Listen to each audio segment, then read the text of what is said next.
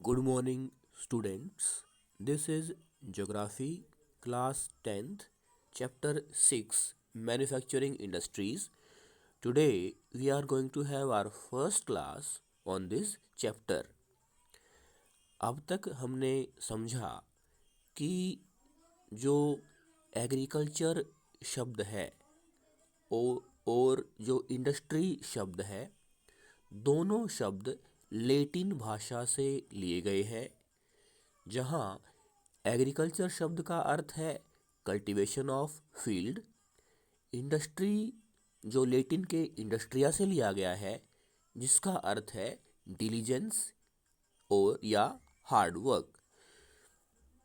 जहाँ हमारे देश की 2/3 जनसंख्या यानी लगभग 60% खेती पर, एग्रीकल्चर पर निर्भर करती है, वही हमें जानना ज़रूरी है कि जो इंडस्ट्री है वो टर्सरी सेक्टर यानी तृतीय क्षेत्र के बाद हमारे देश की जीडीपी में कंट्रीब्यूट करने वाला दूसरा सबसे बड़ा क्षेत्र है। इस तरह से हम समझ सकते हैं कि जो इंडस्ट्री है वो किस तरह से जनसंख्या के एग्रीकल्चर पर रोजगार के लिए, जीवन यापन के लिए बढ़ते हुए दबाव को कम कर सकता है।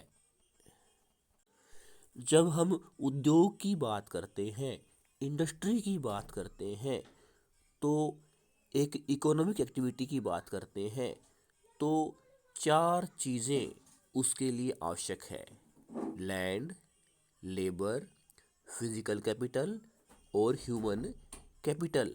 फिजिकल कैपिटल 2 तरह की होती है, फिक्स्ड और वर्किंग।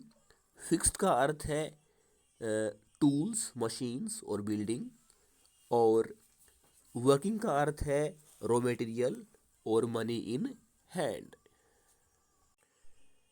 जो इंडस्ट्री है, जहाँ 4 तरह की चीज़ें जिसके लिए एक इकोनॉमिक एक्टिविटी के रूप में आवश्यक हैं, लैंड, लेबर, फिजिकल कैपिटल और ह्यूमन कैपिटल, उसमें 3 चीज़ें होती हैं। 3 चीज़ें बड़े स्तर पर जिनकी आवश्यकता होती है एग्रीकल्चर सिस्टम में: इनपुट, प्रोसेसिंग और आउटपुट। इनपुट में हमें क्या चाहिए? रॉ मटेरियल चाहिए। प्रोसेसिंग में हम मशीन से उस रॉ मटेरियल की जो फॉर्म है, जो रूप है, वो बदल देते हैं, ट्रांसफॉर्म कर देते हैं। और आउटपुट में हमारे पास एक more valuable, more useful product हमारे सामने तैयार होता है। On the occasion of Diwali, Harish went to a market with his parents. They purchased shoes and clothes for him. His mother purchased utensils, sugar, tea, diyas. Harish observed that the shops in the market were flooded with items for sale. He wondered how so many items could be made in such large quantities. His father explained that shoes, clothes, sugar, etc. are manufactured by machines in large industries. Some utensils are manufactured in small industries, while items like diyas are made by individual artisans in household industries. आओ हम उद्योग को, विनिर्माण उद्योग को एक उदाहरण की सहायता से समझें। हरीश जब दिवाली के अवसर पर बाजार जाता है अपने पेरेंट्स के साथ, उसको यह देखकर हैरानी होती है कि कितनी सारी वस्तुएं, कपड़े, जूते, बर्तन बाजार में एक साथ बड़ी मात्रा में उपलब्ध होते हैं।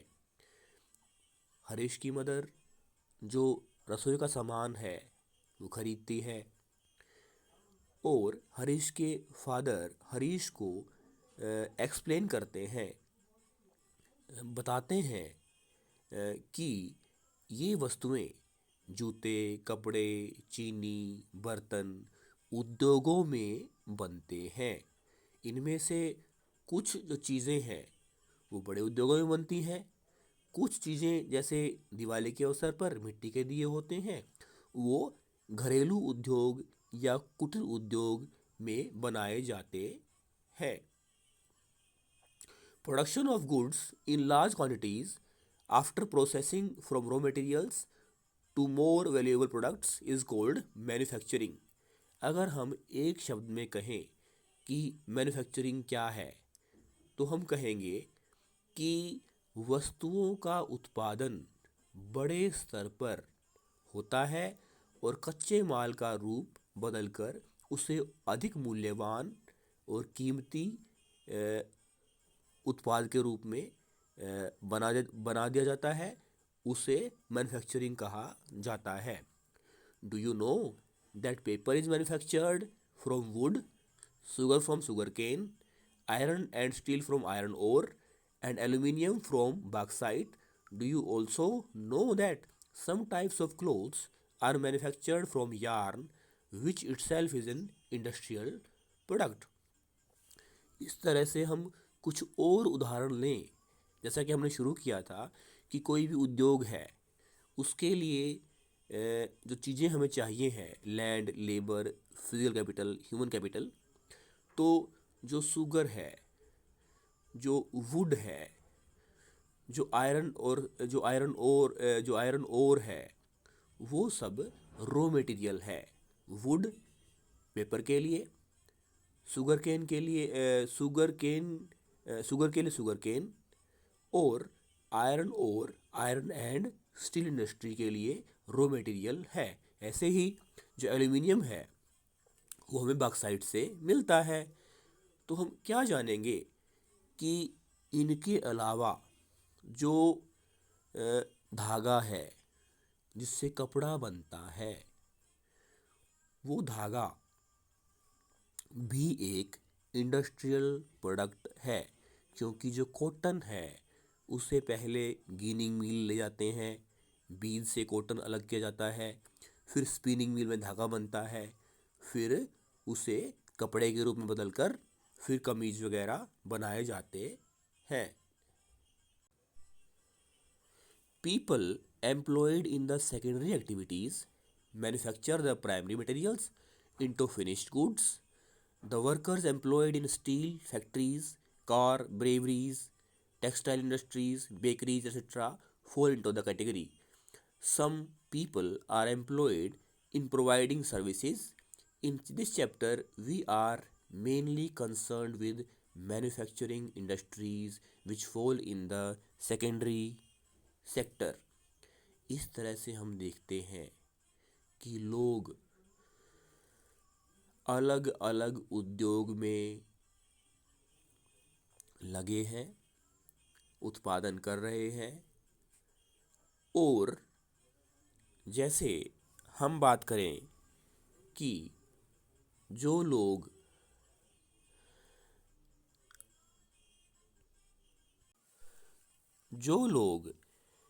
आयरन और स्टील इंडस्ट्री में हैं, वस्तुएं बनाते हैं, जो लोग माइनिंग के द्वारा कोयला निकालते हैं, जो लोग टूरिज्म इंडस्ट्री में लोगों को सेवाएं प्रदान करते हैं, गाइड के रूप में काम करते हैं, वो सब विनिर्माण उद्योग या वो सब सेकेंडरी सेक्टर में हैं। लेकिन इस चैप्टर में हम केवल उन लोगों की बात करेंगे, उस उद्योग की बात करेंगे जहां विनिर्माण होता है।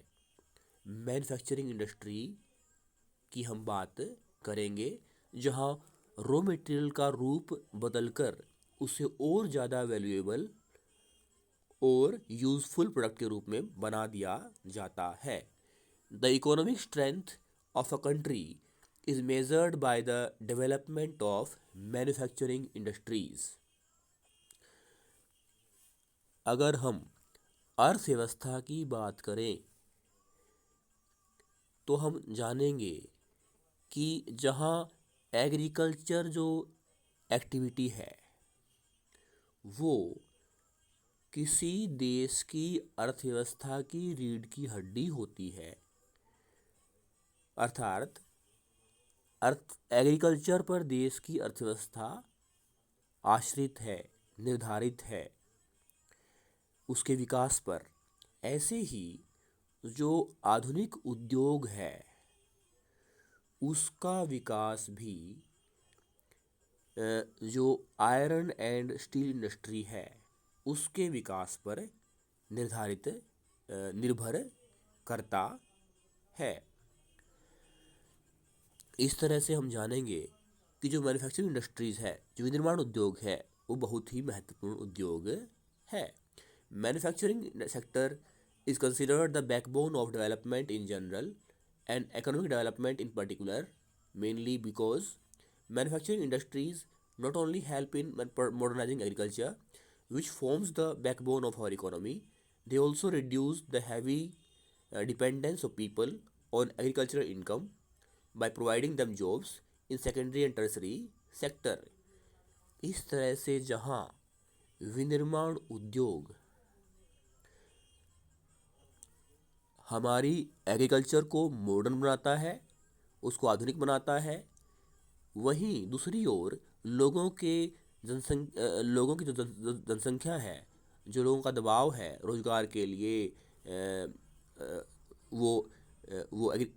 लोगों का दबाव रोज़गार के लिए एग्रीकल्चर पर उसे कम करता है और लोगों को मैन्युफैक्चरिंग सेक्टर में रोज़गार प्रदान करता है।